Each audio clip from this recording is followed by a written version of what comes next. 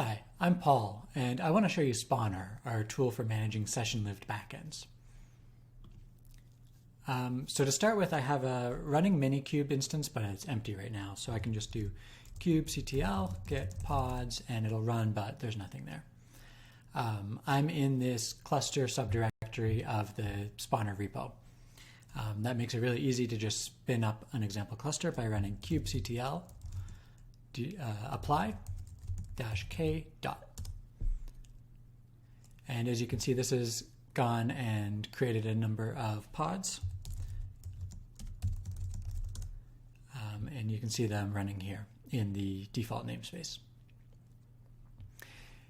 The image that I'm going to be running today is this Chrome demo. So what this actually does is it runs a instance of Chrome, headless Chrome, for each user of the application, and they're going to see a pixel streamed Chrome in their browser.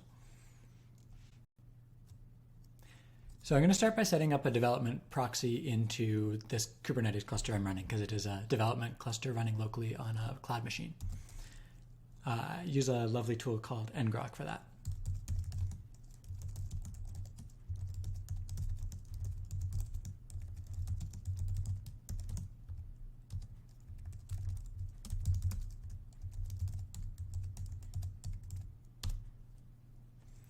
Okay, and if I click this, we should see a Spawner landing page. Now this image is already packaged, so if we were creating this from scratch, we could use Docker or Podman, but this is already created through a GitHub workflow, so we don't have to do anything. I'm just going to use this image here. So I actually have a pre-baked curl command to spin this up. This is going to post a little JSON blob containing this image name to an endpoint running on the cluster I just spun up. And that's returning back a name of the instance that it just spawned up and an empty URL, and that's because I didn't configure a URL template. So I'm going to quickly do that in the YAML.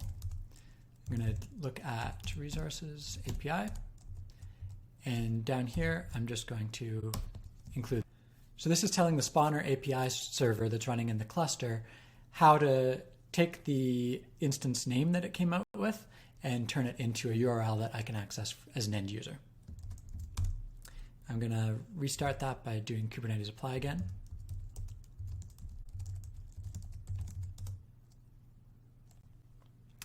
Now, if I hit that API again, we'll get an actual URL.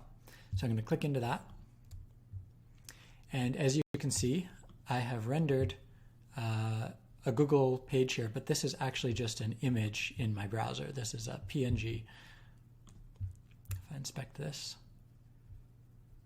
just an image tag. So this is like a really low-key kind of pixel streaming Chrome. It's even forwarding keyboard events, so I can do and click things and all of that. Another thing about this is this URL is encoding the instance ID that I've spawned up. So I can take this and open this in another tab. And as you can see, I've got the same thing on both sides. And if I click a link over here, it changes on both. And so every user who's connected to this container is talking to the same instance of Chrome. So this is a really easy way to build applications, multi-user applications that every user sees the same state. The other important thing that Spawner does is it keeps track of whether backends are in use and cleans them up when they're not. So there's a process here on the server called Sweeper.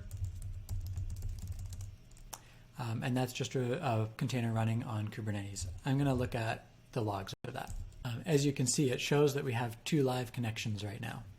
When I close one of these tabs, and the second tab, you can see that it's immediately updating the number of live connections as those WebSocket connections are killed.